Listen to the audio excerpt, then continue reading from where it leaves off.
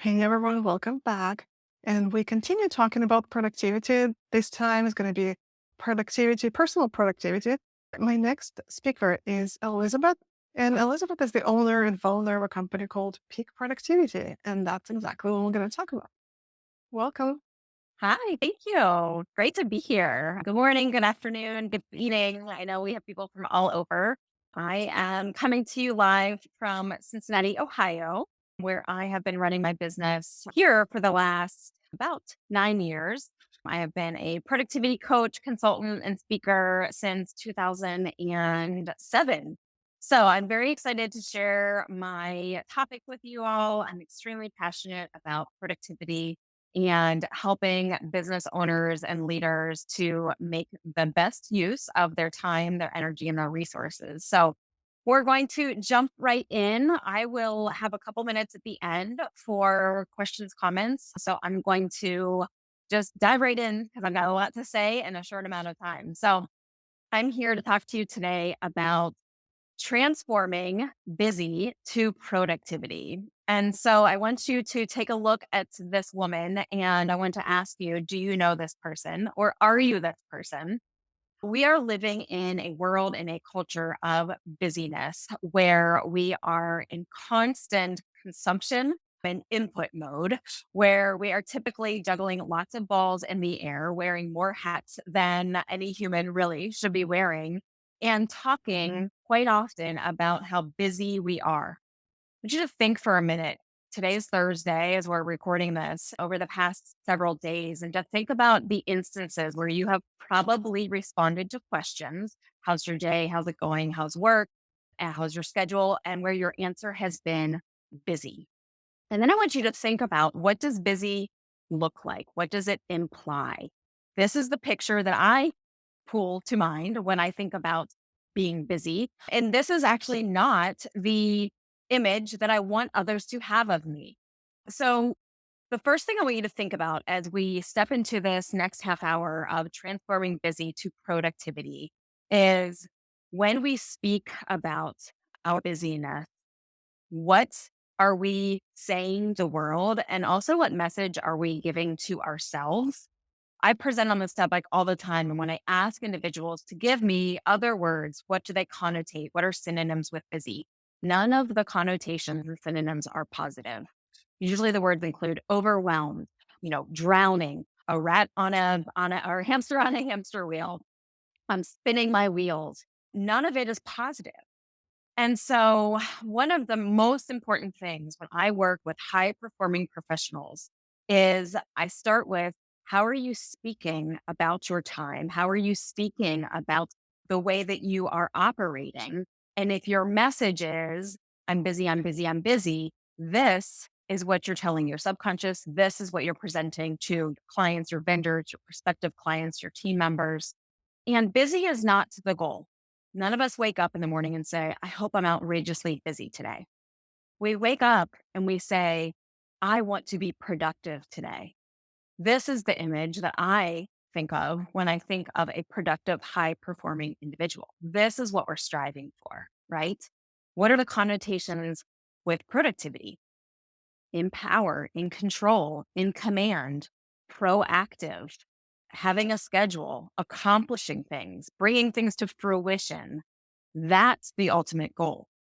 And so, as we are leading our businesses, leading our people, leading our clients and customers, the message that we want to make sure that we are communicating out to the world is the goal of being productive. Does every day look like this? Not necessarily, but this is the objective, right? And going back to living in a world where the culture of busy is accepted, is the norm, and is sometimes the expectation, we have to do things differently. We have to speak differently and we have to present differently if we want to make that change. So, I'm going to talk to you today about transitioning busy to productive. I'm going to use my signature method, which is called the Ascend method. And I'm going to go through 6 fundamentals. None of this is brand new to you. None of this, most likely the 6 steps are things you have heard before. You know that these are best practices. But what I want you to think about is, where have you allowed the lines to blur? Where have you allowed, some scope creep? Where have you allowed your boundaries to become crossed? And how can you reset the boundaries, reset the expectations for yourself so that you can honestly and genuinely present as productive because you have the right steps in place to be functioning productively. So, as I said, we're going to jump into my signature method of ascend. And I love this quote. I don't know how many of you know Dr. Benjamin Hardy. He's a phenomenal psychologist that has done a lot of work on high performance, reaching our potential, a lot of mindset work and productivity. And I just love this concept that oftentimes the busyness is because of chasing lesser goals or allowing things to get in our way. There are so many opportunities in our lives as business owners and entrepreneurs and leaders. And it's our job to make sure that we're not pursuing the lesser goals. We're staying the course on our biggest, most important, highly prioritized goals. And that we're doing that through daily discipline, through our own personal habits and systems and processes, and then putting those in place in our businesses so that it's impacting others kind of in a domino effect. So, if you are taking notes, if you're a note taker like myself, I want you to write in a vertical line 6 letters: ASCEND. It spells ascend. And as we go into the content here, I want you to give yourself a little bit of a ranking. Again, as I said, these are fundamentals that you're going to be familiar with, but I want you to give yourself an honest assessment. We're going to use a scale of 1 to 5, 1 being, yeah, I've got a lot of improvement here. I have really let the boundaries get crossed. I have really fallen off of my game. I maybe let bad habits get in the way of good habits. 5 being, I'm on it. I've mastered this, and this is a superpower of mine. And then I want you to, give yourself that personal assessment. And then as we talk about some of the strategies and solutions for these 6 fundamentals, then if you're on the lower range, if you're a 1, a 2, or a 3, you're going to have some strategies to elevate that number rather quickly. So I love statistics. I have worked with hundreds of leaders, business owners, and professionals, but I like to use some of the hardcore statistics that are out there to demonstrate the cost of this culture of busy, to let us know that this really is, in a sense, a bit of an epidemic in our world. So the average professional worker spends over 5 hours a day, checking work and personal email. And I highlight the word checking because that does not mean creating, responding, processing. A lot of this time, these minutes, are our eyes jumping in and out of messages, reading a message but doing nothing with it, shuffling it around to a folder or snoozing it and not actually taking action on it. 5 hours out of a typical 8 to 9 hour day, we're talking about more than 50% of an individual's time. 3 minutes of focus time is what most of us get before being distracted or interrupted. I'm going to talk a little bit later about the difference between distraction or interruption. But depending on where you spend your time working, whether you're in a home office, whether you're in a co working space, if you tend to run your business out of a coffee shop, or you have a true business office where your team members are surrounding you, think about the whether you fall slightly over or slightly under this number. It was a great statistic to track for yourself over the next couple of days. Just keep little tally marks of how often, when you're working on one thing, either your mind starts guiding you elsewhere, or an individual or a sound or a phone call grabs your attention. We cannot do our amazing creative superpower work in 3 minute increments. But this is how our brains are getting used to and accommodating work, 3 minute increments. It can take us up to 21 minutes to get back to the work that we were focused on prior to a distraction or interruption. So, we can potentially lose about a half an hour each time we're getting distracted or interrupted. These numbers are significant. 34%, this is for those of you that have employees or team members, 34% of employees who are disengaged. Disengaged meaning they're not fully motivated, they're not fully focused. They're getting distracted and interrupted. They're checking their email and jumping in and out of inboxes and Slack channels. 34% of their salary is being lost or wasted because of this lack of productivity or because of absenteeism, because that profitability is decreasing as their rate of production, their productivity is decreasing. These numbers are significant. These numbers are vetted. I don't show any research that is not from a valid source. And these numbers are the reason that we have to start thinking about time management differently. Time management is about managing our thoughts. It's about managing our decisions. It's about managing our focus. It's about managing our priorities. These are all things that we are in control of. So oftentimes we feel like our time is stolen from us, but we have command and control over all of these things. Time management is really about managing ourselves. So I'm going to share with you 6 different areas where you can do a better job of managing yourself, your time, your focus, your thoughts. And hopefully some of these are going to really resonate for you. A lot of these are small tweaks that you can make to your own personal behaviors, your own personal routines. And some of these are going to be things that you're going to want to implement with clients, with customers, with team, with other individuals that you collaborate with in the amazing work that you're doing. So remember, I had you write the letters of ascend. So as I go through each of these, give yourself kind of an initial score of how you feel you're performing with these fundamental. And then ideally, what's one small step that you can take to tweak these to make improvement so that you can continually downsize the busy and expand the productivity in your life. A is about advocating for self. I know you've heard this before, but I'm going to say it because it's such a great analogy. In the case of an emergency on an airplane, what do the flight attendants tell you to do? They tell you to put the oxygen mask on yourself first before you help anyone around you. Entrepreneurs, solopreneurs, business owners, we tend to sacrifice our own needs again and again and again for months and years and longer for the sake of the business. And what I want to stand here and remind you is that you must take care of yourself first before you can go out and do the good and make the impact and run a thriving business where you're employing people and you're making an impact in your community or in the world. So advocate for self. How are you making sure that you're taking care of your physical needs, your mental and spiritual and emotional needs? Are there little parts of the day where you can step back, take 5 deep breaths, get some fresh air, right? Get the vitamin D. Can you start your day or end your day in meditation? Are you doing some gratitude journaling? How are you taking a break from all of the things out here that are constantly coming at you and connecting with yourself?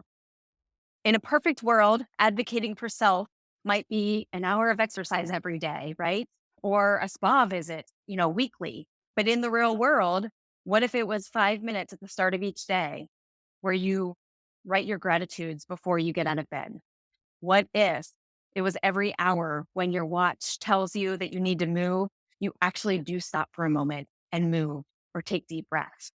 So, this first fundamental, all of the other productivity strategies, all the other marketing strategies and sales strategies, they're not going to be powerful in the way that they can be unless you are taking care of yourself. So, how are you advocating for yourself? What can you do? Small steps to make sure that your oxygen mask is on you so that you can help those around you. The second component is about simplifying your focus. Another way to phrase this is to minimize the multitasking. Many of you are probably attending this webinar right now and trying to manage a text conversation or trying to get an email out or fielding questions from team members. And sometimes we can't avoid that, but multitasking is a habit that many of us have developed And if we're not multitasking, we actually feel like something is missing. When we become a multitasker, what we're actually doing is rewiring the connections in our brain and weakening them. So, this concept is, where in your business will it serve you best to be singularly focused, to be fully engaged, right? Whether it's you're coaching with a client and you need to be 100% present with that client, not looking at your planner and answering a quick text and, worrying about 1100 other things. Are you fully present and engaged? What are the parts of your business where, because you're multitasking, you're actually losing time, making mistakes, and having to come back and clean things up? There's a great book called Scrum. It was written probably at this point 30 years ago. They did a study about multiple projects and tasks happening at once. And the findings are, when we have one focus, one task on our plate that we're engaged in, or one project that we are fully focused on, we have 100% of our time and energy available. When we add in a second, we're going to end up losing 20% of energy, focus, and accuracy, simply because we're switching and we're trying to do those two things at once. And it only gets worse as you increase the balls that are in the air.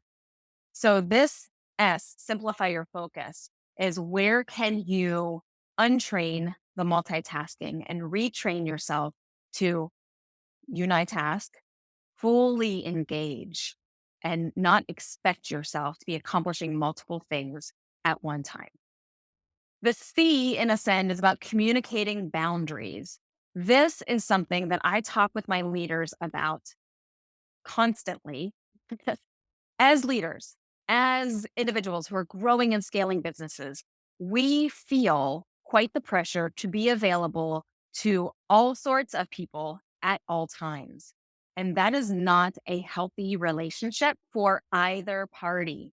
So, communicating boundaries is knowing when are you available, but being able to also have some time and space when you're not expected to be available. I just talked with an organization last week about this. There's about 10 full time employees in an office. And one of their greatest challenges is the number of meetings that they're in, but that are virtual. So all 10 individuals can be in the office. Six of them, though, maybe on Zoom calls or phone calls. And what is happening in that workspace is the constant colleague coming over, can't see the earbuds, or thinks maybe you're listening to music, and saying, "Hey, can I grab you for 5 minutes? Hey, can you take a look at this?" And the team did not have a visual way of communicating the boundary of, I'm not available. I may be present, but I can't attend to you right now because I'm in a meeting or because I'm on a deadline, right? So they came up with a very simple solution of having signs, going back to the very manual way of busy, not busy, available, unavailable, but simple ways of communicating that you are available and that there are times that you're unavailable, and giving yourself permission to not be available 24/7. It's the healthiest way to develop relationships and then to nurture and sustain relationships. So think about you and your team. Are there ways that you all are allowing collaboration and access to one another, but also being able to say, I'm closing the either literal or proverbial door because I need to get some deep work done? Those questions that you have can wait, 10 minutes or 10 hours, whatever it may be. Do you have some good policy, and do you have a good system to be able to confidently share and communicate boundaries, and then allow others to communicate their boundaries with you as well? And so this is one where we have really allowed a lot of a creep of, well, it's okay, I'll take this call today. Or, oh, I usually don't meet with clients on Friday, but for you, I'll do anything. We really need to kind of come back to center and figure out what's going to help me best. And then that's going to help my customers, clients, team best. The E, in a sense, is about eliminating distractions. So this goes back to that statistic: every 3 minutes, we are distracted or interrupted. A distraction comes from within. So I'm in the middle of a meeting and all of a sudden I remember that I haven't replied to, a prospective client. And now all of a sudden, I feel like I need to stop paying attention to the meeting and go send that text. So distractions come internally. We can't necessarily tell our brain not to throw those ideas at us, but we can have a very reliable tool where we can quickly capture the information and then get back to what we were focused on. Or we can get out of the habit of, I must do it now or else I'll forget, and get into the habit of saying, I'm engaged here. When this is finished, that's what I will do next. So, those are some ways to manage distractions. Interruptions are outside coming in. So, how are you creating a work environment where there's a little fewer interruptions? How are you communicating to your team? I'm available every morning up until noon, but noon to 3, that's my deep thinking time. So these work together, but what systems, processes do you have in place to at least minimize, right, the interruptions, start eliminating the distractions, and allow yourself to fully cross the finish line on tasks and ideas? This one we have much more control over than I think we often tell ourselves. I have a client who has started to, this might make some of you faint, put his cell phone outside of his office from 8 to noon and then from 1 to 4. It's working beautifully. He's finding it extremely freeing and empowering. He is not worrying about who might be texting or who might be calling. I mean, he is realizing that he can operate. He can have 2 work blocks without a phone nearby, and nothing is falling through the cracks. His business is not falling apart. People are not, feeling betrayed. So he has physically created a barrier to eliminate those interruptions and distractions. A lot of us worked in the world before we had the instant access to one another, and we all know that we were able to be productive and to get work done. All right, we've got 2 more. So navigating priorities proactively. How are you getting out ahead of your plan? How are you having a week already mapped out by Sunday evening? How are you making sure that you are not working out of your inbox? And if you're lucky, by 3 o'clock in the afternoon, you can finally get to your own list of priorities. So, what are your daily, weekly, monthly, and quarterly rituals and routines that help you to plan out the days ahead? You've all heard you've got to plan the work and then work the plan. Where are you doing this? There are probably some places where you're doing this fabulously. Maybe you have a team meeting every Monday and you got dispersed after 30 minutes of meeting and everybody's got a great plan in place. But maybe when you get home, you are very reactive. So give yourself some credit of where you are getting out ahead and being proactive. And then figure out how can I recreate that in some other parts of my life. Maybe you're super proactive with your team, but feeling really reactive with clients and customers. So this is absolutely you've got to create kind of a unique plan for yourself. But at bare minimum, it would be mapping out your week before it begins and mapping out your day before you hit that first meeting or open that first email, or start engaging with people who need things from you. Just having those built into as a daily discipline are going to make a world of difference. And then you can start getting out ahead of the month and the quarter. So start in the now with this. Most of my clients boil it down to needing about 5 to 10 minutes every morning and about 20 to 30 minutes prior to the week starting to get their plan in place and to be proactive, to be out ahead and to know what their plan is going into their work day, their work week. All right, finally, D, developing systems. So, everything that I just covered, and I know I'm going fast, but everything that I just covered, it's a habit, it's a change in behavior. And you could do a great job of it for a day or a couple of days or a week. But if you don't develop a system behind it, then you're going to get to the next Monday or you're going to get to the next month and you're going to feel like you're starting from scratch. So, developing systems is about creating these best practices and saying, this is how we do this now going forward. This is going to be part of our routine every day, every week, every month. As a leader, I need to be proactive. Therefore, I need to get my team executing on the proactiveness. So, where looking at all the 5 prior fundamentals, where can you turn those into not just strategies like, oh, maybe this will work for me today, but systems? This is how we do X. This is the process we follow day in, day out. This is the system. This is the process that everyone is going to follow because we figured out that it's effective, it's efficient, it's streamlined. So I know that many of you are at that point of scaling. You got to be able to scale your own processes first, and then you need to be able to scale the work of your team so that you can, not feel like you're recreating things every couple of days, every couple of months, every couple of years. You want these systems in place. Then you're just tweaking, then you're just refining. You're not having to go back to the drawing board and start all over.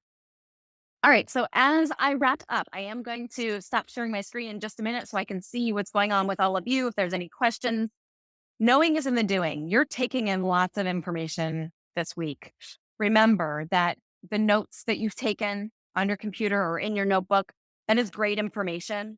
That information is only useful when you put it into action, right? Learning has the greatest ROI when it results in change. It doesn't have to be drastic overnight change, but small, small steps, small changes lead to big impact, right? So whether you have a couple of minutes after this training or a couple of minutes this evening, go back through the Ascend. Look at how you scored yourself in all 6 areas. Recognize, what are you already doing well? I'm going to keep doing. Maybe you have a great morning ritual where you get exercise and you do some meditation and you do something for yourself emotionally or mentally. That's a keep doing. What's one thing you want to start doing? Maybe it's, I'm going to move my phone from being on my desk to at least being on the cabinet behind me. And so are there some small things you can start doing? And what might you need to stop doing? Right? Are you accommodating clients too much? Are you keeping your calendar extremely wide open and not allowing any space for your needs, your priorities, your initiatives? So think of it in this format. What will I keep doing? What will I start doing? And what can I stop doing? And then when, right? Start tomorrow, start next week. Be specific with yourself on that. All right. I will wrap up with this quote. Productivity is not just about doing more, it's about creating more impact with less work. That's I all I love it. have. Everyone, there was a quick moment with your contact information. If you can just keep that a screenshot for a little bit, maybe. Yeah, Um, I'm happy but to this has been an awesome back up for session. you. We are right at our 30-minute mark, so we do have to wrap up. But anyone interested to reach out to Elisabeth, there was her contact information, and the recording is going to be available here as well. Elizabeth, thank you so much for taking the time. It's been absolutely a pleasure having you here. You're very welcome. If anybody has questions, I'm happy to speak with you individually. Thanks. See you in the next session, everyone. Take care.